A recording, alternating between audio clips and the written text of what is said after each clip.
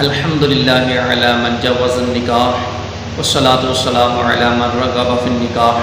اما بعد فاعوذ باللہ من الشیطان الرجیم بسم اللہ الرحمن الرحیم۔ ناظرین، آج کا ہمارا درس شریعت احکام نکاح کے بارے میں نکاح کے شرعی طریقہ کار کو بیان کرنا ہے کہ جس کے مطابق نکاح پڑھا جائے تو کہا جائے کہ یہ نکاح شریعت کے مطابق ہوا ہے۔ تو اس حوالے سے فتاوی فیض الرسول کے اندر علامہ بدر الدین احمد رضوی علیہ الرحمہ نے اس حوالے سے جو ہے نا وہ شرعی طریقہ کار کو بیان کیا ہے۔ ارشاد فرمایا کہ جو نکاح خواہ ہے، جو نکاح پڑھانے کا ارادہ کرتا ہے، چاہے وہ اپنی بیٹی کا نکاح پڑھانے کا ارادہ کرتا ہے تو اس کو چاہیے کہ وہ خود جا کر اس سے اجازت طلب کرے، اور اجازت اس انداز میں طلب کرے کہ میں آپ کا نکاح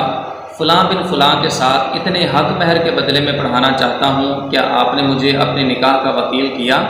اس انداز میں اجازت لے لے، یا کسی بھی انداز میں جو ہے وہ وکالت حاصل کی جا سکتی ہے،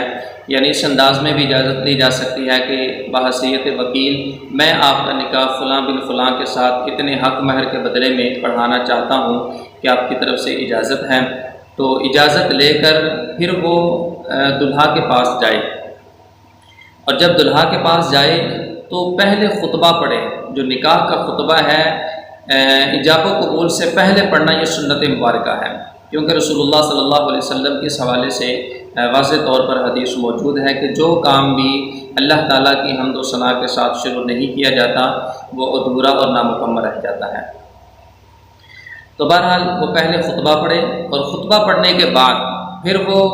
لڑکے کے سامنے ایجاب کرائے کہ میں نے بحیثیت وکیل آپ کا نکاح فلانی بنت فلاں کے ساتھ اتنے حق مہر کے بدلے میں کر دیا، کہ آپ نے قبول کیا؟ تو وہ آگے سے کہے کہ میں نے قبول کیا، وہ لڑکا کہے یا اس کا جو ولی ہو، یعنی لڑکا اگر نابالغ ہے تو اس کا ولی اس کی طرف سے قبول کرے۔ اور یہ جو ایجاب و قبول ہے اس میں ماضی کا صیغہ دونوں طرف سے ہونا یا کم از کم ایک طرف سے ہونا شرعاً ضروری ہے، یعنی وہ اس انداز میں ایجاب کرائے کہ میں نے بحیثیت وکیل آپ کا نکاح فلانی بنت فلاں کے ساتھ کر دیا، یہ ایجاب ہو گیا، کیا آپ کو قبول ہے؟ تو بہتر یہ ہے کہ لڑکا آگے سے کہے کہ میں نے قبول کیا۔ یہ جو ماضی کا صیغہ ہے یہ بولے، کیونکہ یہ تحقق کے اوپر زیادہ دلالت کرتا ہے بقیہ صیغوں کی بنسبت۔ تو بہرحال لڑکا بھی آگے سے کہے کہ میں نے قبول کیا، تو اس انداز کے ساتھ اگر ایجاب و قبول ہوتا ہے تو